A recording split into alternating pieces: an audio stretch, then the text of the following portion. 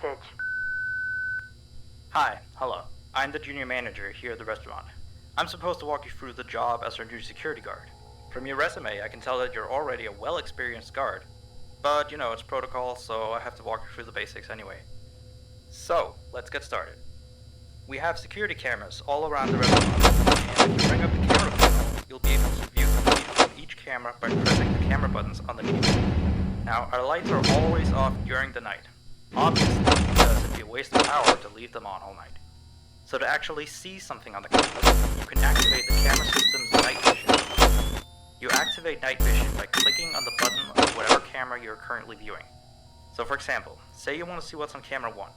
You bring up the camera panel, you click on the button that says Cam 01, and then to use night vision, you click on Cam 01 again. Once night vision is activated, you can click on any of the other cameras and view them with night vision as well. And you turn it off the same way you turn it on. Now, night vision takes more power than regular vision, so make sure you use it sparingly. Your first priority as a security guard here is to keep an eye on the animatronics. Those are really expensive machines, and we do not want them stolen. And you keep an eye on them through the cameras. We have quite a few animatronics here at Candy's. There's of course the cats Candy and Cindy, there's Chester the chimpanzee, penguins, there's lots I tell ya.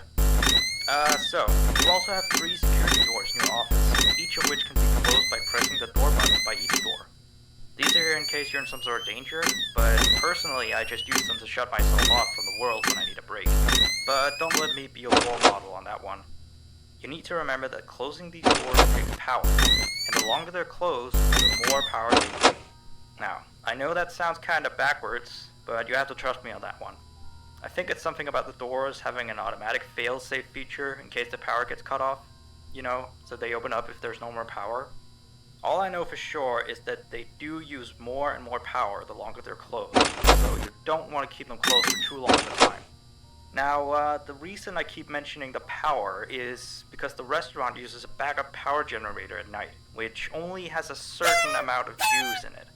So anything from viewing the cameras to using the security doors takes power. You can see how much power you have left on the computer on the desk in front of you. Try not to run out of power. If you do though, you won't be stuck in the office since the doors will always open up anyway. Oh, and one last thing.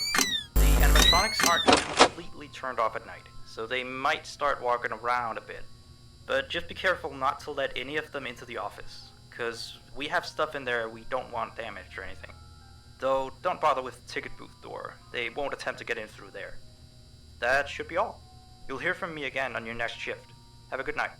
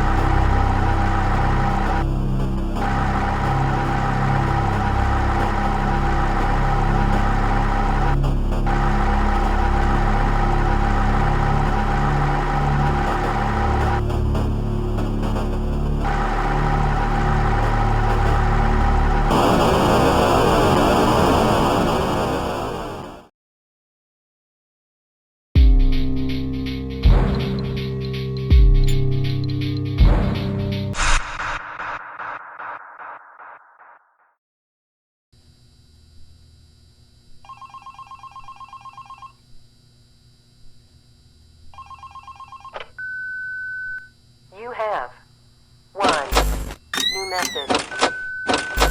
Hey there. I put up a note today to gather some intel on the animatronics from the other employees. Just to get a list of the issues we've had with them. They've written down some stuff here for you, so let's see. Alright, so obviously the animatronics walk around at night, you know that by now. They try to get to places they shouldn't be. Yep. They act weird after dark. Yep. They don't like adults. I mean, I suppose. They always seem nice around children. Around us employees, they just kinda stare at you. I always thought they just hadn't been coded to interact with anyone other than children.